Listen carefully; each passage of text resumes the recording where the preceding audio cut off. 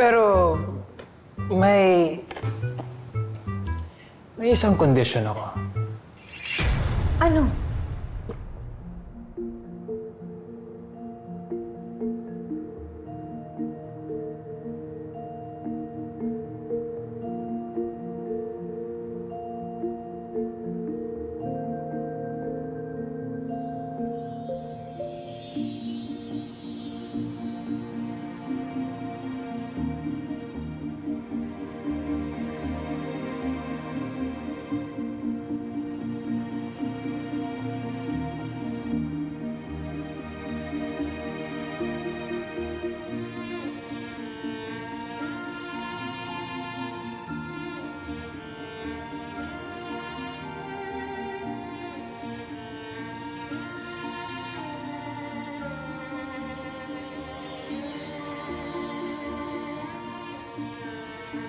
Sinasabi ko na nga ba?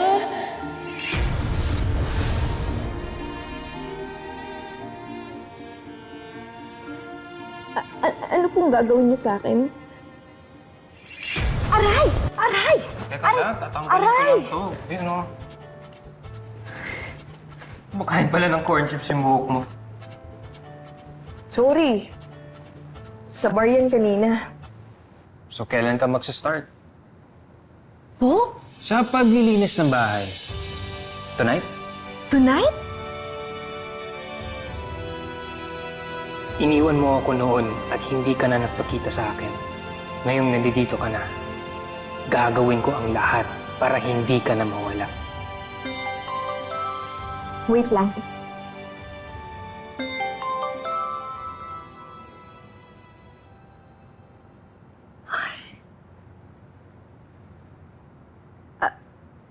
Sir, pwede po bang sa makalawa na lang?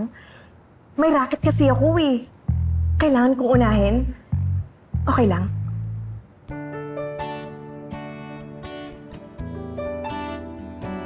Here. Take my spare phone and pick up when I call you. Okay? Pakakawalan pa ba kita? Nandito ka na.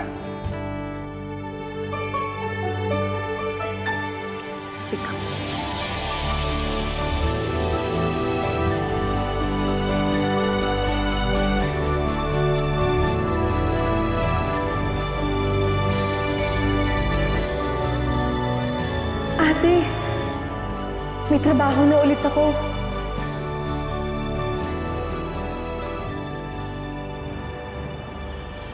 Buti na lang at tatanggap ako as emergency hire sa resort na to. Grabe, ang laki ng freezer nila.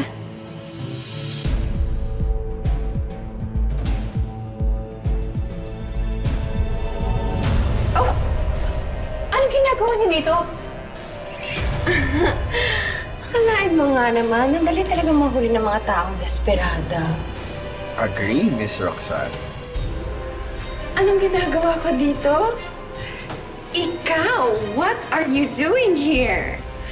This is my resort. Huh?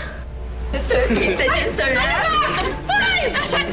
Pinapalamig lang namin yung ulo mo. Ang init kasi ng ulo mo sa amin last time. Buksan niyo to! Wait na. Buksan niyo to! Roxanne! Ano ba?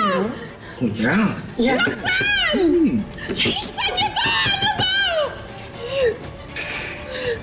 Ito na, papasok na.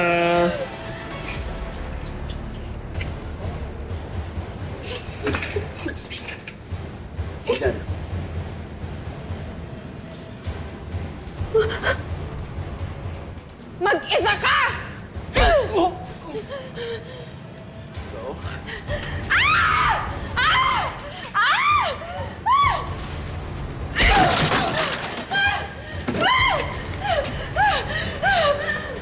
Maraming salamat sa pagsama sa ating istorya sa Tadhana. Nakaka-relate ka ba sa ating mga bida? Nako, i-comment mo na yan para sa iba't ibang kwento na punong-puno ng pag-asa at inspirasyon.